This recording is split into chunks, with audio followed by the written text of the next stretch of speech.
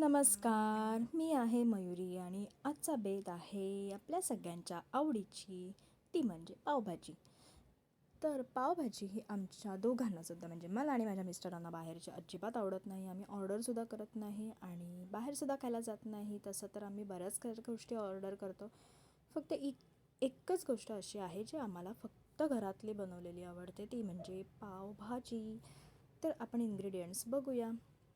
तर तडक्यासाठी मी घेणार आहे 4 ते 5 कांदे, 5 कांदे आणि त्याच्यासाठी फक्त 1.5 टोमॅटो, अद्रक लसूणची पेस्ट आणि 2 हिरव्या मिरच्या. मिरच्या ऑप्शनल आहेत.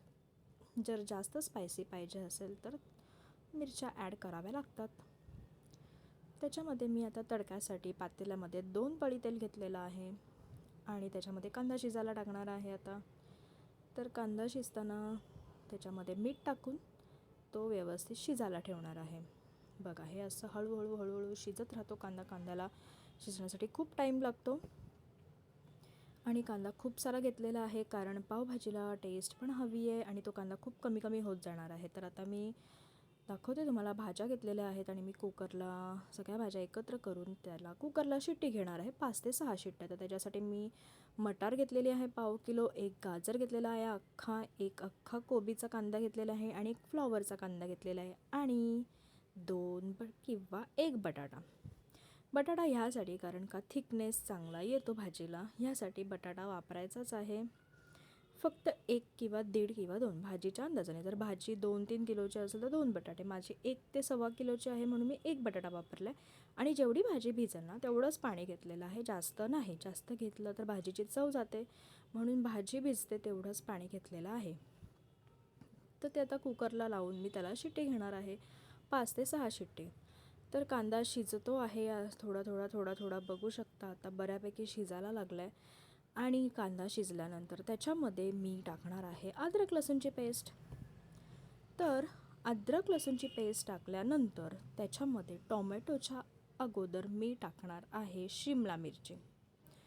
एकतर शिमला मिरची तुरट असते, त्याच्यामुळे ती आपल्याला कुकरमध्ये उकळायला टाकायची नाही आहे, नाहीतर त्या भाजीची टेस्ट खूप खराब येते. म्हणून आपल्याला शिमला मिरची कांद्यानंतर किंवा कांदा आणि अद्रक लसूणची पेस्ट शिजल्यानंतरच ॲड करायची आहे. आणि 1.5 टोमॅटो ह्यासाठी म्हणजे टोमॅटो खूप कमी घेतलेला आहे मी, कारण का तुम्ही बघू शकता कांदा शिजल्यानंतर त्याची क्वांटिटी कमी कमी होत जाते आणि त्या क्वांटिटीच्या अंदाजानेच टोमॅटो घ्यायचा आहे. जर या क्वांटिटीपेक्षा टोमॅटो जास्त झाला, जर मी ते 3 टोमॅटो घेतले असते तर भाजी आंबट झाली असती.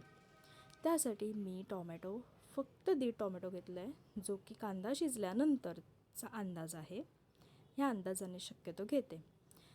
तर अद्रक लसूणची पेस्ट शिजलेली आहे, शिमला मिरची टाकून ती पण शिजलेली आहे आणि मग मी टोमॅटो टाकलेला आहे शिजायला आणि सगळं शिजल्यानंतर त्यात मसाले ॲड केलेत. रोजचे मसाले, हळद, लाल तिखट, गरम मसाला आणि पावभाजी मसाला. तर हा एव्हरेस्टचा पावभाजी मसाला आहे. तर मी पावभाजी मसाल्याचे 4 मोठे चम्मच भरून घेतलेले आहेत. कधीकधी मला 6 चम्मचसुद्धा लागतात. तर मी जशी टेस्ट करते ना त्या पद्धतीने मी मसाला ॲड करते. तर 5 चम्मच मला इनफ होतात आणि ते मसाले जळू नये, त्यांना छान तेल सुटावा, त्यासाठी मी बटर ॲड केलेलं आहे. म्हणजे खूप अशी टेम्पटिंग अशी भाजी होण्यासाठी बटर पण मस्ट आहे.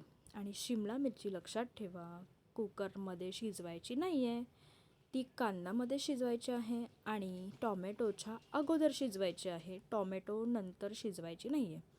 तिचा तुरटपणा थोडा निघालाच पाहिजे. त्यानंतर मी मिरची ॲड केलेली आहे. मिरची मी खूप शेवटला ॲड केली आहे. त्याचं कारण असं, कारण का मी त्या ग्रेव्हीमधली थोडी ग्रेव्ही मसाला टाकण्या अगोदर सारांसाठी काढून घेतली होती, म्हणून मी मिरच्या खूप लेट टाकल्यात. तर आता बघू शकता भाजी खूप छान शिजली आहे, अगदी स्मॅश पण झाली आहे. ती मस्तपैकी स्मॅश करून घ्यायची आहे स्मॅशरने. मी मिक्सरला लावत नाही, कारण का घरच्यांना मिक्सरमधून लावून काढलेली भाजी आवडत नाही. थोडंफार भाजी त्याच्यामध्ये आलीच पाहिजे, दिसलीच पाहिजे. अगदी बारीक पेस्ट आवडत नाही. त्यासाठी मी मिक्सरला लावत नाही, त्यासाठी मी खास स्मॅशर आणलेला आहे आणि स्मॅशरने भाजी छान स्मॅश केली होती. तर आता मी भाजी ॲड केलेली आहे पातेल्यामध्ये आणि अशी मस्त त्याच्यातला जो काही व्हेजिटेबल स्टॉक निघतो, म्हणजे भाजी शिजल्यानंतर जो पाणी निघतो तोच ॲड केलेला आहे, दुसरा वरचा पाणी वापरलेला नाही आहे. आणि मस्त मीठ टाकलेलं आहे, परत थोडासा बटर टाकलेला आहे, कोथिंबीर टाकलेली आहे आणि अशी मस्त गरमागरम पावभाजी सर्व केलेली आहे. तुम्ही नक्की ट्राय करा, खूप छान पावभाजी बनते, खूप टेस्टी बनते. आणि व्हिडिओ आवडला असेल तर लाईक करा, शेअर करा आणि सबस्क्राईब करा. थँक्यू.